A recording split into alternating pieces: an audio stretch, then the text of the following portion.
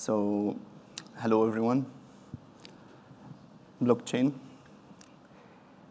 It is the most important technology after the internet. This is said by Mark Anderson. I'm going to introduce myself. I'm supposed to do this with Jonas Befanishmed. He's in Galway now, and me. We're working in HPE. We're located in Ireland, Cloud Innovation Team. We started recently looking at blockchain and doing a couple of work around it. We're doing OpenStack since a long time. I'm the current PTL of Fraser, which is a backup as a service for OpenStack. It has been shipped with Helion for quite few deployments and stuff. And Jonas has been working in deploying and customizing OpenStack for so many years, and he's working right now in blockchain. And I think he got the certificate to be a blockchain certified developer, which is a thing that does exist right now, to do some development on top of blockchain and to work with a blockchain. So I don't know if anyone get to know about blockchain or had to do any work around blockchain. Anyone knows what is blockchain? Pretty much most of people knows blockchain. I hope you know what really is blockchain. Okay, what is blockchain? We're going to give a quick introduction for what is blockchain. Then we're going to talk about a component we're developing right now to provide blockchain as a service. So what is blockchain? Blockchain is a decentralized public database that can record transactions in a verifiable and permanent way in a trustless environment. It sounds like a definition from a book. So let's work and understand what is this definition. So we have here a set of nodes connected to each other in a peer-to-peer mode. It's not working. Okay, peer-to-peer network of nodes connected without no central authority. So it is a public database in a decentralized way. So this means there is no central location of all your data. Your data is distributed across a set of nodes in your network. So you have lots of nodes, and most of them have a copy of your data in your network. It is public, so all your nodes can get a copy of your blockchain. If they want to get a full copy of the blockchain, they can do that, and they can keep it locally. So every node has its own local copy of the blockchain. And it is permanent. What does it mean? It is a kind of linked list. So every transaction points to another transaction or gets created through referring to a previous transaction. So in the blockchain, we have the root transaction, which is the first transaction in the blockchain, which is here transaction 1. And when we try to add another transaction, which is transaction 2, it has to refer to the previous or the root transaction. So you can think of it as a linked list. In a linked list, you have a root, and then for every node you add to the linked list, it has to refer to a previous node in the linked list. And then if you want to add another one, it has to refer to the current one. Also here, you cannot remove any transaction. This means permanent. If you added a transaction to the blockchain, it is one way. You can't really remove it. You can't change it. You can't do anything. It's just written. Okay? In a trustless environment, what does this mean? A trustless environment means where two entities or more, we don't trust each other. So how can we get to accept transactions from different entities? Like I'm an entity, I have some data, I'm sharing it with you. How can I get to accept your transaction and you accept my transaction? And this is what blockchain has solved with something called consensus algorithm. So what is consensus algorithm? We have some type of nodes where miners, they are verifying every transaction that gets into the blockchain using some sort of consensus algorithm. This consensus algorithm, when I do some mining or I get to calculate a block, and then I submit this to the blockchain. The blockchain, there's some sort of nodes who gets this block and try to check if your block is really valid one, you did it correctly, you're not stealing, you're not doing any suspicious stuff. So miners, usually they get paid for doing their work. Like, I'm not going to verify your transaction just for nothing. So if you're trying to do a transaction, you have to pay a fee for your transaction, okay? And this fee usually gets deducted from the sender or from the guy who's doing the transaction. Like, if I'm paying someone something, it's going to be me who's paying this fee.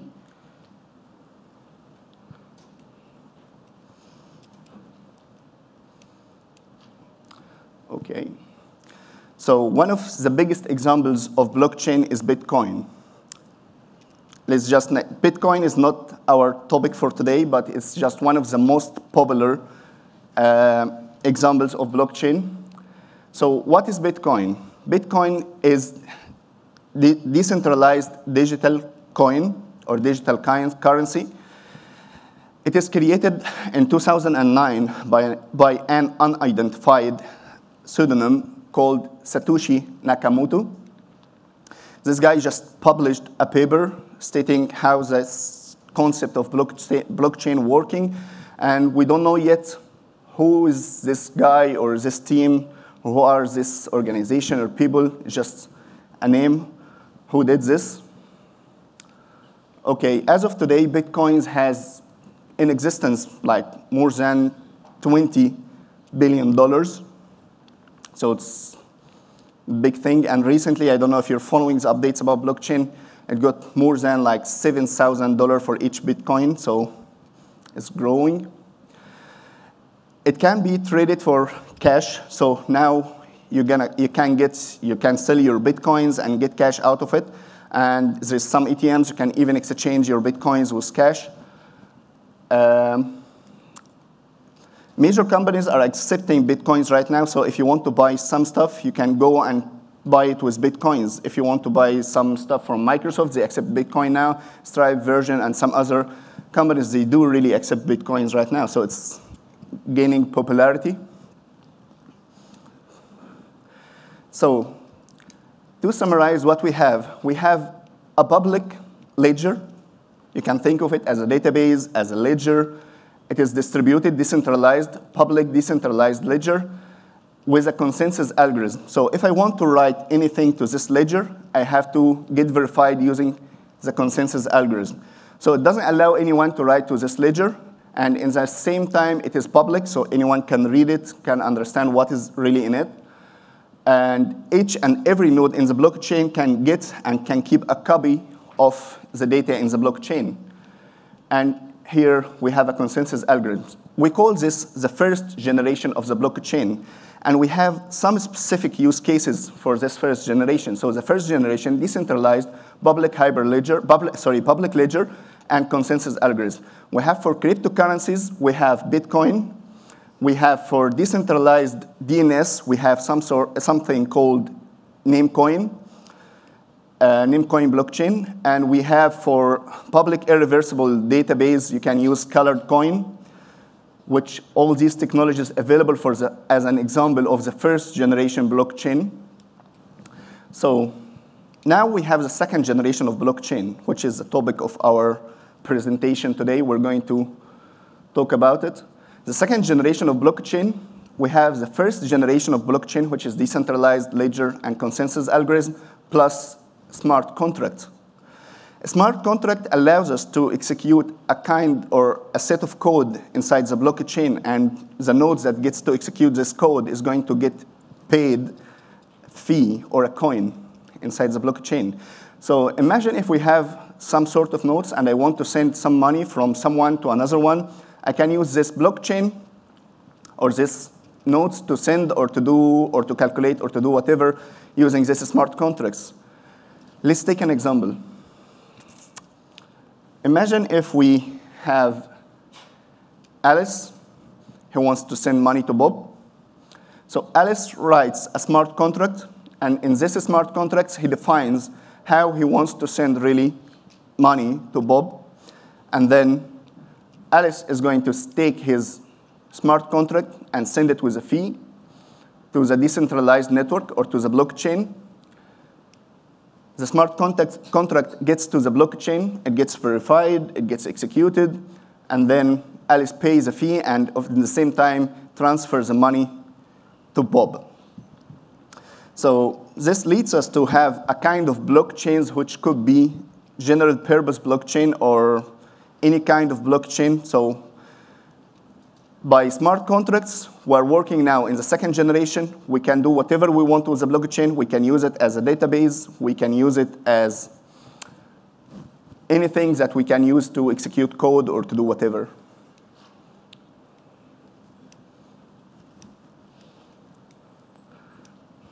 Okay. So the consensus algorithm. How the blockchain is judging or saying your transaction is a valid one or your block that you have calculated is the right one, they use a consensus algorithm.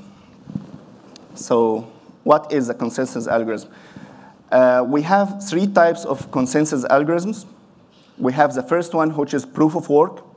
Proof of work, you can think of it as a mathematical problem. If you give a guy in an exam, to a student in an exam, you give him a mathematical problem, and you're not asking him only for the right or correct answer, but you also ask him, could you please provide me with a proof of your answer, like steps you've taken to carry out this work? So if you're sending a block, you say, I've calculated this block. You have to give me, how did you calculate this block, all your steps that you have followed, and the block. I guess all of you knows in blockchain, a block is a hash, just a calculated hash, okay? So you have to give me this hash, and you have to give me all the steps. How did you calculate your block? Okay, so this is proof of work. It involves a lot of computing power. It takes lots of computing power, and it might take a lot of time to verify your transaction. So it is currently the most commonly or most widely used consensus algorithm, which is proof of work. So this is proof of work. We have another one, which is proof of stake. The proof of stake consensus algorithm works in slightly different way. It says, okay, I'm going to get the miner or the node with the most amount of coins and the most and the oldest one to be the judge or to be the validator in the blockchain. So we get the one with the most coin or that has the most coin or that has the big amount of coin, and the oldest one to judge. Is it a valid block or not? The proof of stake can change. This is one implementation of the block of the proof of stake. It could be another thing. You could define your own way of proof of stake. So one of the ways we calculate proof of stake is we ask the node with the biggest amount of coin and the oldest one to judge. Is it a valid block or not? And this is proof of stake. We have also proof of authority and permissioned blockchains.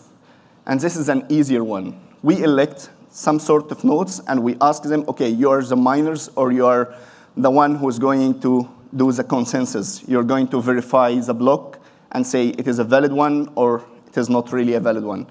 This one is easy. It could be a private blockchain, and you say, okay, this node and that node and this one, they're going to verify any transactions that gets calculated in the blockchain. So those 3 are the only consensus algorithm available at the moment.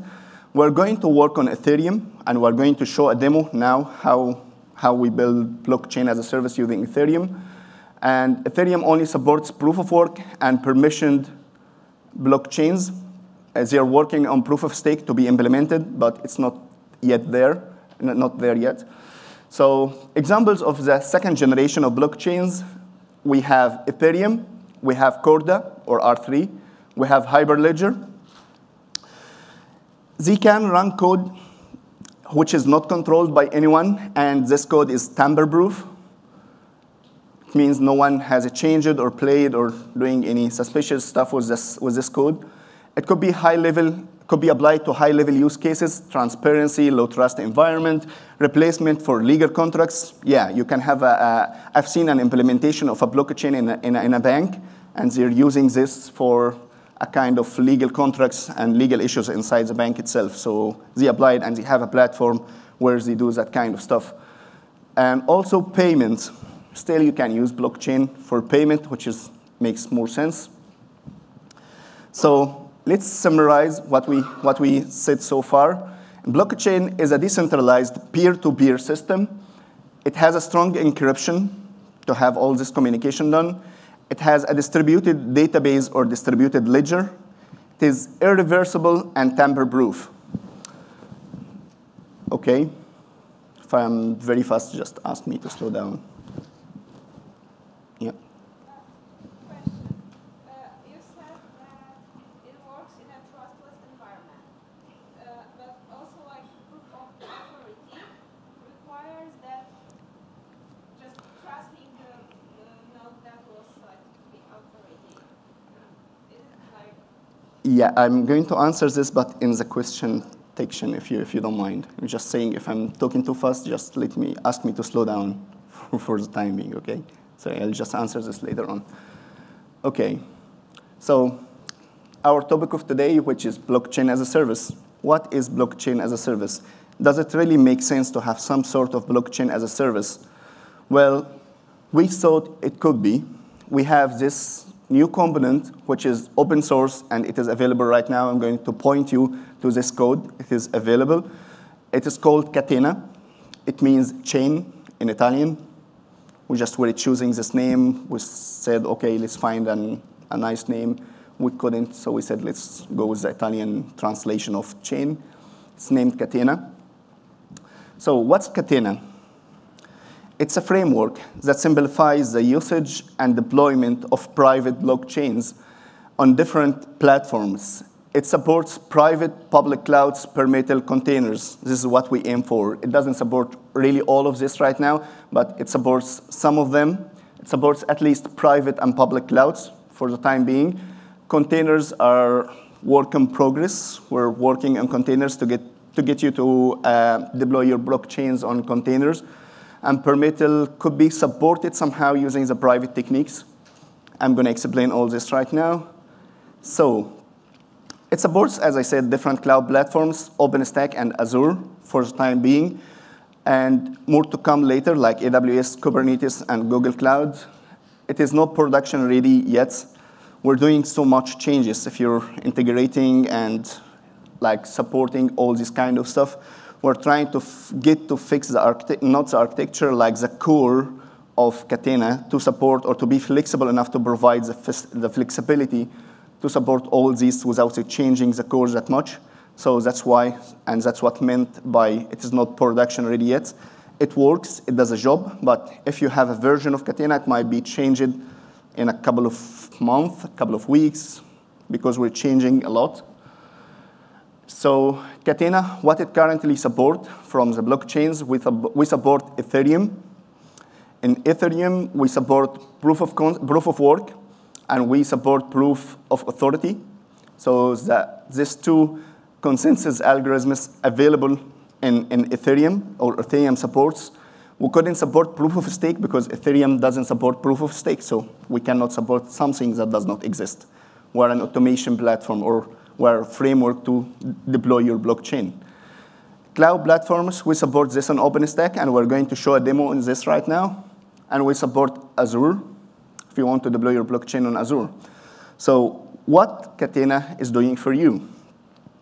Catena can automate your blockchain, automate the deployment of your blockchain, can build your blockchain configuration, and can export this blockchain configuration to be used on different platforms. For example, if you have a private blockchain and you want to export all this configuration and test it somewhere else, you can do all this with just a few clicks inside Catena. It supports adding and removing blockchain nodes. You can say, OK, I need to have 5 nodes connected as a blockchain. Then you decide later, OK, I want to grow up my blockchain. I want to increase the amount of nodes in this blockchain. So you can add nodes. You decide, oh, I think I've Done. OK. So wrong button. So you can add and remove nodes in your blockchain. For example, if you decided, OK, this test platform is taking so much power, let's lower the amount, or remove some nodes, you can remove some nodes from your blockchain. Secure storage, secure the storage of your SSH keys because you have too many nodes, so you might need some SSH keys, and it's all about keys and stuff in the blockchain, so it stores this securely in your database. It has some dashboard and monitoring. If you deploy a blockchain, how could you know what's happening in your blockchain? So as a part of deployment of Catena, we deploy dashboards and monitoring tools. So when you do one deployment, you get your blockchain deployed, and you get some monitoring tools, so you can go and see, OK, there is some transactions going on in my blockchain. These nodes are communicating. They're doing this, doing that, and all that kind of stuff. So you can see what's really going on in your blockchain with dashboards and monitoring. It provides some connectivity to tools and other blockchains. As a part of deploying your blockchain, there's some IDs and some hashes you can really use over here. So maybe if you want to deploy your blockchain and then connect it to the public Ethereum, you can do something like that easily by changing some configuration. But for the time being, you have to change it manually. We support deploying private blockchains or blockchain as a service. So the blockchain that we deploy is really disconnected from the public network. So we have to differentiate between two things. There is a public Ethereum network, and there is a private one which we build for you. The private one we build for you, it is not meant to connect to the public network, so you don't see any other nodes in the public blockchain. But there is a model if you want to connect your deployed nodes or your private blockchain to the public one. You can do this easily by changing few IDs and few configuration parameters, and your nodes could be connecting to the public network pretty easy. So this is a video. I hope it gets to work. OK. So here is our architecture, our example of deploying Ethereum blockchain. We have a user laptop, which has a UI. For the time being, we're using very simple ways of doing UI. We're not really integrating with Horizon. We're not really integrating with anything yet. We have TUI, which is Terminal User Interface. The terminal user interface is just a bash script running on the user desktop or laptop. And we have Catena server. Catena server could be deployed in the cloud itself or could be deployed outside. It just needs to be using your cloud. And Catena needs to be connected to a database. There's a missing link here. All these links are going to be added soon. So Catena needs to connect to a database. We support OsloDB. And who of you who knows what OsloDB is? So we support SQL Alchemy-like databases. So this means MySQL, Postgres, and SQLite. And in this example, we're using SQLite. And we need to connect to your cloud. And in your cloud, we need any Linux distro or any Linux instance running as a jump-box with an IB. So the first thing we do is we do a REST API to your server, to Catena server. And then this REST API, So this REST API is going to get your request and then communicate with the cloud. Here, as you can see, we have in the interface, create a new blockchain, list clouds, create a new cloud, create a new blockchain from existing configuration, create an account, list accounts. So what we're going to do, we're going to create a blockchain. In this example, we have already added a cloud to Catena, and it is already saved here. So our cloud, our deployment is based on Helium OpenStack, which is what we're using in HP. So we're going to create a cloud. It asks us create a blockchain. It asks for the blockchain name, and it chooses an existing cloud here. So we're going to use the lab cloud. And then it's going to take a little bit some time connecting and fetching, running instances. And then it's going to ask you to choose the jump box. So it will list all the servers existing in your tenant or in your cloud. And then it will ask you to choose your jump box. Here, choose the type of your blockchain, what kind of blockchain you want to deploy. For the time being, we support only Ethereum. What type of consensus algorithm you want to have, which is proof of work. The one is supported right now. The proof of authority is not in this demo. In newer ones might be. So here we're going to choose as proof of work. Also, you need to have an account created with your blockchain. So in the account, we're using MetaMask. The MetaMask is a Chrome plugin which allows you to create an account, and you can use your account code, which is here, to put it. So any coin you get from this blockchain will be saved and will be transmitted to this account. So all the money you're making or all the transactions you're making will be saved in this account. Then you need to choose your flavor and also your network. Sorry, it's a little bit too fast, but we're limited in time. It's going to take a little bit some time, just provisioning here. Chooses the Jambox, as I told you. And for the Jambox, we need an SSH key so we can connect to the Jambox. The idea behind the Jambox is we don't really know your setup of your instances or your setup of your cloud. So some people might be using provider networks. Others might be using tenant networks. So in this example, we're using tenant networks to give a variety or to give flexibility for people for the time being. We said, OK, let's get the user to do some work. In that case, the user has to build the Jambox for us, and has to provide us the key to this Jambox or path to the key. And then we're going to connect to this Jambox, and we're going to provision the blockchain nodes. OK? So here, what we have done so far, we did an REST API call to create a blockchain with all the configuration. We have got SSH keys and the cloud we were trying to use, and the type of the blockchain and which consensus algorithm we're using and all that kind of stuff. Then we're going to connect to the Jambox server to automate the deployment of the blockchain right now. But before that, we need to connect to Nova and create some sort of VMs. In Catena, we have a concept of controller nodes. I just pause this. We have the concept of controller node. The controller node of your blockchain, it contains the monitoring and dashboards, and it contains a Geth client, which is one of the clients of Ethereum. And then it will start having all these tools, which allows you to monitor your blockchain. And then all the other nodes could be minor nodes, could be normal nodes, could be whatever nodes connected. So in the controller node, we're going to create it, and then we're going to connect to it through the Jambox, and then provision it. Then we're going to connect manually and create a floating IB or assign a floating IB to this controller node. So here we're going to list blockchains.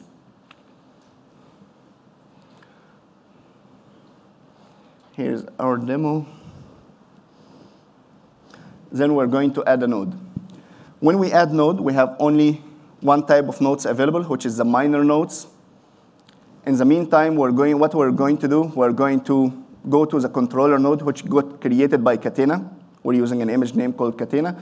We're going to assign a floating IB to this controller node so we can connect to the dashboard and see how our blockchain is acting.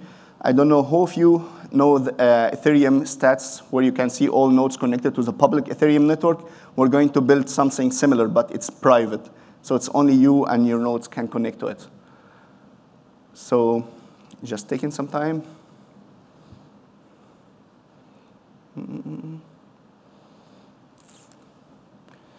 Yep, now we have the IB. We're going to connect to this IP to see.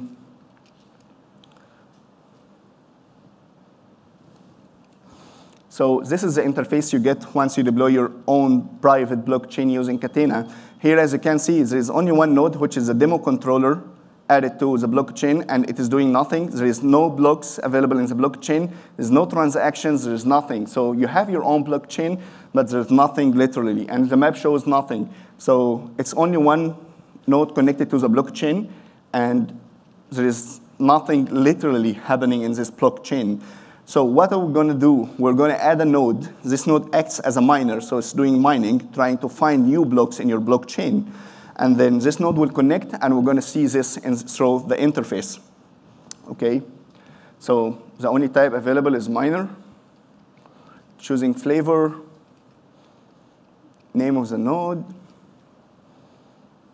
Okay, now we have connected, just to continue or to complete the architecture, we've connected again to Nova, and we created another VM over here. And this VM will be acting as a miner. It will be having only the Git client to do the mining. Okay, then it gets connected. Catena fires the Jambox and asks the Jambox to install the mining Git client and provisions this node. So as we can see now, we have 2 nodes in the blockchain, and this is still added 10 milliseconds ago. There's nothing happening in the blockchain. Few minutes later, we will start seeing some blocks, like the number of blocks will be increased, and we'll see some transactions happening because this is a miner node, which is doing some mining and doing some stuff inside the blockchain. So here you go. This is the first block. So the blockchain started calculating and doing some stuff. So this means the 2 nodes get to connect to each other, and we can connect to the controller node using the floating IP. So if you're using provider networks, which is, in that case, we don't need any floating IPs. Here in this, you can see your couple of nodes. You can connect directly without assigning or without involving any manual process. What we're going to do now, we're going to export some configuration from the blockchain and connect the user laptop to this blockchain. So if you want to connect your own laptop to your blockchain, you can choose. Here he has 2 nodes, and he chooses which node he wants to export. So he exports the controller node, and then he's going to use it and to connect his laptop to the blockchain. And you can see what's happening inside the blockchain, and you can execute whatever you want. You can monitor what's really going on in your blockchain, and you can see all this stuff. So what he's going to do, he's going here to see the exported configuration, and he's going to make sure it's correct, and then run this script, run Git, which is really going to, start the Git client on your laptop and then connect it to the blockchain, and it's ready. We wrote all this, so once you export it, you can run it from your local laptop. You don't need to do any more stuff or anything at all. Here, he's going to send some money from his account to another account on this private blockchain that we have built. So in the MetaMask, it provides you with an ID. So you can use this ID to connect to, you can use this ID while sending money from one node to another in the blockchain. So he's getting the ID, and then he's going to use it to send some money from one account to another. Okay? And this is what's going on in the blockchain. It's retrieving the transactions. So they are now connected, and we have seen this through the monitoring and dashboard. Okay, let's move it a little bit.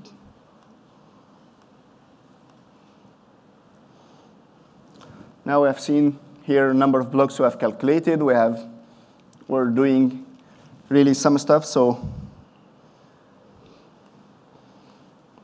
now he's going to send money from his account number 3, to another account. Then he's going to accept. The amount will be deducted from, here you go. This is his account. This is, as you can see, it is deducted from his account and has been sent to the other account. So this is on a private blockchain. So all these transactions are just fake transactions, which is running locally or on your private blockchain. So this is what Catena can do for you so far. So this could be the Catena architecture when we go to Docker containers. We have bought all this. We could have our own local Docker registry. We can use etcd for service discovery and many other stuff. It's going to come later. So the future of Catena. Till now, it's a prototype. We don't have authentication or authorization, so we're planning to use Keystone to fulfill this requirement. other blockchain technologies, we're going to support these other blockchain technologies, like we're planning to support Hyperledger, maybe Corda, and other stuff. Other back-end providers or cloud providers like Docker containers, Kubernetes, AWS, and more. Client libraries, for the time being, we're using TUI as a user interface, so we're planning to build a client library, which can be used or can be like Python, Nova client, OpenStack client, and that kind of stuff, which can be used in different places to connect to Catena API server. CI/CD pipelines. Catena is, we're not sure yet if we're going to really fully integrate, fully follow the process of OpenStack, or we're going to be a standalone project, but it's really now tied to OpenStack. So maybe we have our own CI/CD pipelines. Security is a big issue. How can we secure all this stuff running on blockchains? Updates and upgrades. It's going to be a big topic if we want to update Ethereum from one version to another, or other blockchains from one version to another. This is our contacts if you want to get involved or if you want to contact us. And here is where to find Catena. Catena is published on this link. So you can go and you can find the code over here. So it is hosted an HPE account on GitHub. You can go and download all the code. And there's also Catena-UI, where you can find the TUI user interface for Catena. Okay, so it's only 3 developers we're working on this, with more people from the architecture side and lots of people working in the blockchain, lots of preparation and stuff like that. So we're coming to questions. So just get the mic, or okay, go ahead. The question I asked before, so in the blockchain technology, when you have trustless environment and